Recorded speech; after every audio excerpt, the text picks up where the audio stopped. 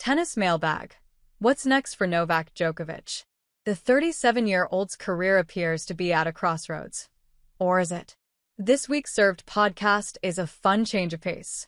Andy and I comment on the 10 best matches of the Open era based on the voting of more than 2,500 of you. Why are we doing this topic now? Because 12-day Masters 1000 events screw up the timing of podcasts. Reason 11,342 for why this policy is a blight on the sport, despised by everyone, save the half-dozen or so tournaments that benefit financially. Thanks to those of you who wrote about the 60-minute situation. These are unpredictable times, and I appreciate your support. Here's the latest, for what it's worth, a dispatch from Japan. For your summer tennis road trip, the All-Iowa Lawn Tennis Club. This week's unsolicited book recommendation, Chris Clary's Rafael Nadal biography, The Warrior. Note this project to restore Woodland Cemetery, final resting place of Arthur Ashe. Anyone else watching John Hamm on Apple Plus, as your friend and neighbors, and walking away impressed with his strokes? Onward. Where to now, Joker? You may be surprised to learn I'm not a professional athlete. But still, I have no clue what's driving Joker to continue. I assume he doesn't need the money. Isn't it time for him to ascend to the Serbian throne? Or spend time with his kids, instead of losing to some rando Italian each week? Oh well, at least he gives a journeyman the chance to win the match of his life, every week. This question, and others like it, obviously come in the wake of Novak Djokovic's loss in Madrid to Matteo Arnaldi, a loss that pushed his 2025 match record to 12-7 with 0 titles.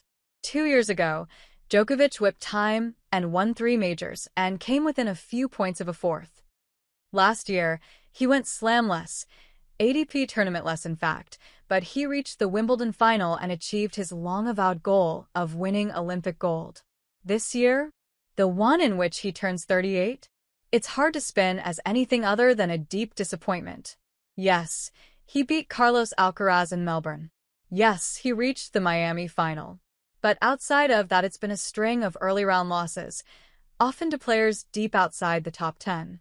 Whether it's time or biology, both remain undefeated. Timing your retirement is a bit like timing the financial markets. That is, it's nearly impossible to pull off masterfully.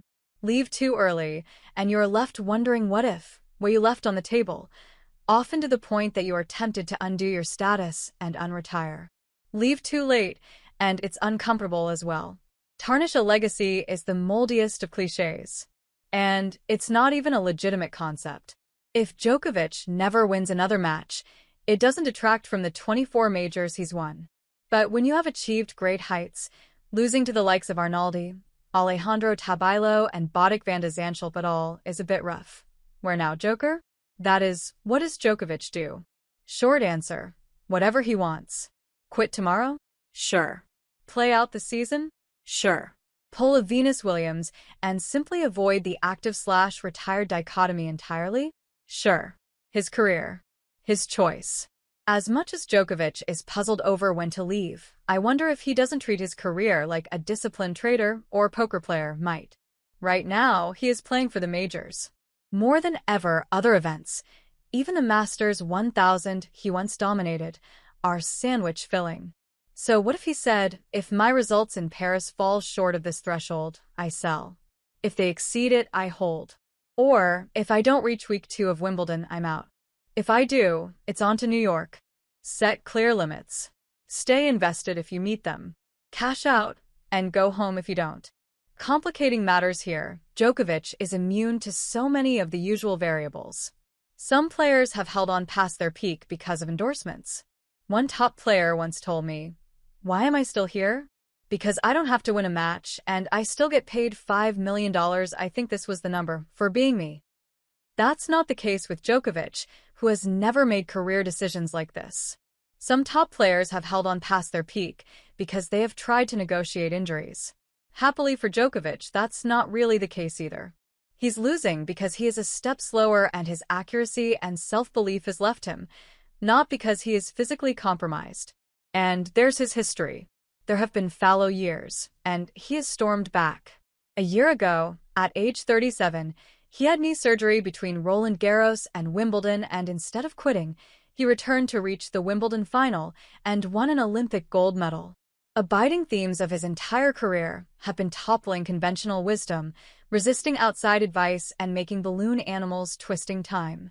Maybe in a best-of-5 format, with rapid fan support and buzz of a major, and guaranteed days off between matches, he rekindles something in Paris. But if his results don't improve markedly at these 2 summer majors, it's hard to see this trend continuing much longer. But this is both the beauty and peril of an individual sport. There's no general manager to trade you, no contract to buy out, no coach to bench you. Where to now, Joko? Essentially, wherever and whenever he pleases. That we've had a lot of questions about the ITIA and the showering memo. Origin story. Last week I obtained this memo that was sent to players. There were a number of bullet points, but this was the first. The ITIA and previously the ITF has worked hard to ensure that showers following matches can amount to a permissible delay to doping control, particularly when not showering could have a detrimental effect on the health and well-being of a player.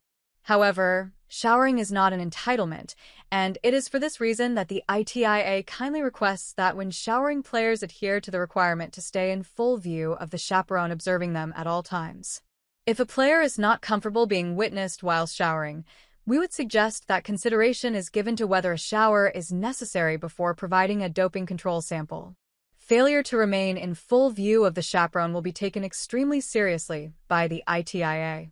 This was striking to me for any number of reasons. First was the tone. Telling independent, adult, self-employed athletes that showering is not an entitlement is extraordinary.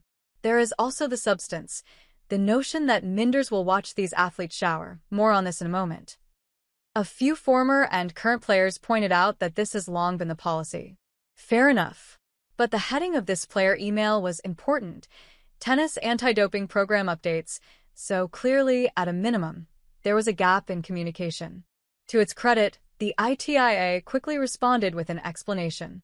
We recognize that parts of the anti-doping testing process are uncomfortable. However, as with all WADA-compliant sports, not just tennis, players who are notified for a test after a match are observed at all times by an anti-doping chaperone until the test is completed. This is a requirement of the World Anti-Doping Code. After a match, we understand that it may take some time for a player to produce a sample, and so there are permissible delays for reporting to the doping control station, including cooling down and showering. Player welfare is a priority, and so we will continue to advocate for their right to do this. However, it is important that any activity does not impact the integrity of the sample. We regularly remind players of specific rules, and we are happy to answer any questions they may have.